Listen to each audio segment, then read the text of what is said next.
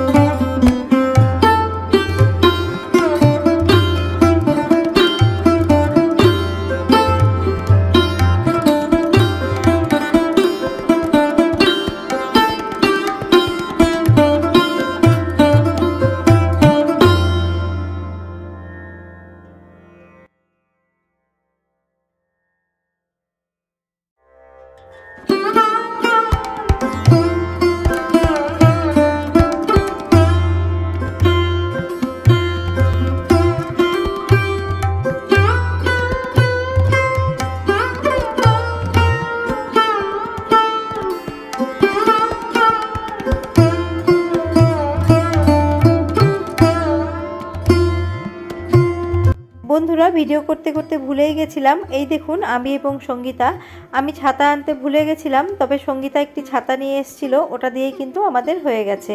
তো সাথে থাকুন, দেখতে থাকুন।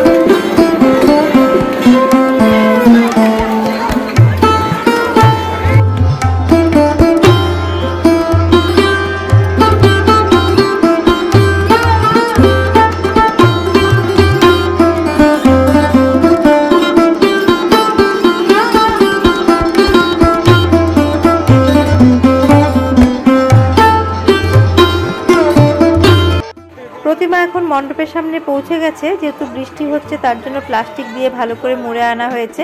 খুব সাবধানে নামানো হবে এবং মায়ের সন্তানদের সাথে একসাথে জুড়ে দিয়ে চালা লাগানো হবে। প্রতিমার সাথে আমরাও মণ্ডপের ভেতরে প্রবেশ করব এবং কয়েকটা আমি আর সঙ্গীতার ছবি তুলেছি, সেগুলো আপনাদের সাথে শেয়ার করলাম। ভিডিওটি আপনাদের কেমন লাগলো জানাতে ভুলবেন না। ভালো লেগে থাকলে লাইক করবেন, সাবস্ক্রাইব করবেন এবং শেয়ার করবেন। আবারও হাজির হয়ে যাব অন্য কোনো রেসিপি বা ব্লগ নিয়ে। নমস্কার।